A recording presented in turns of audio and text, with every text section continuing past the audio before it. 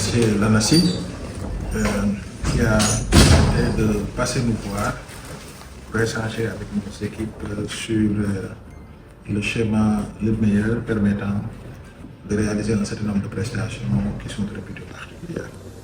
Le but de la manœuvre, c'était de faire comprendre à l'ARCOP que ces prestations, en raison de leur spécificité, sont difficilement conciliables avec les procédures régulières du Code des marchés publics. Je pense que cet exercice-là, ils l'ont réussi. On a compris, par le directeur général d'abord, ensuite, à travers les interventions de ces différents collaborateurs, on a compris que ces prestations sont quand même d'une certaine spécificité. À partir de ce moment, l'ARCOP a pris la décision de regarder ces prestations parce que, in fine, les procédures de la commande publique n'ont que pour vocation de permettre à l'administration de faire des acquisitions dans les conditions pouvant garantir une meilleure optimisation des ressources publiques, mais également permettre à l'administration qui est porteuse de ces projets la possibilité d'exécuter sa mission de la façon la plus efficace possible. Donc, partant de cette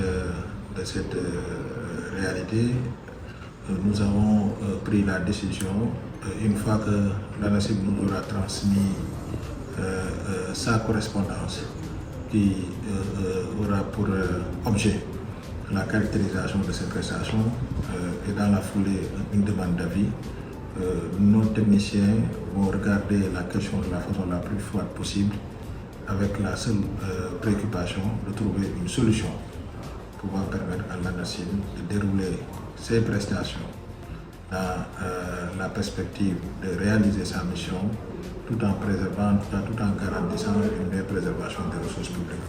Je pense que ça a été une rencontre particulièrement féconde et nous vous félicitons de cette posture de l'administration qui anticipe sur les difficultés.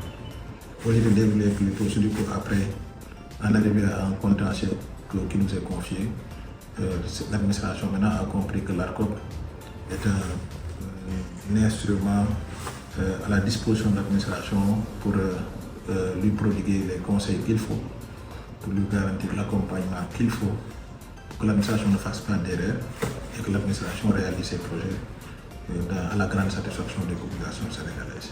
Merci beaucoup, monsieur le directeur général. C'est vraiment nous qui vous remercions pour votre ouverture, pour votre accueil.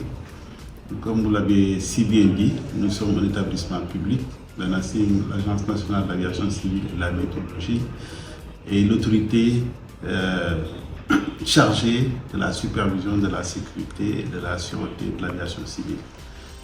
Donc nous mettons en œuvre toute la réglementation de l'aviation civile et nous assurons que l'industrie aéronautique se conforme à cette réglementation. Et pour les prestations de services, pour une certaine catégorie de personnel technique, nous avions besoin de votre avis pour pouvoir les employer. Il s'agit principalement des techniciens de maintenance avion, des pilotes, pour lesquels on a un déficit au niveau de notre personnel qui doit être suffisant et qualifié. Et nous avons posé notre problème, vous avez bien analysé et vous nous avez prodigué les voies et moyens pour trouver une solution durable qui réponde à la commande publique. Donc encore une fois, DG, c'est un grand remerciement. Donc merci. Nous marquons toute notre disponibilité à répondre favorablement chaque fois que vous avez besoin de nous dans le cadre de vos procédures. Merci encore.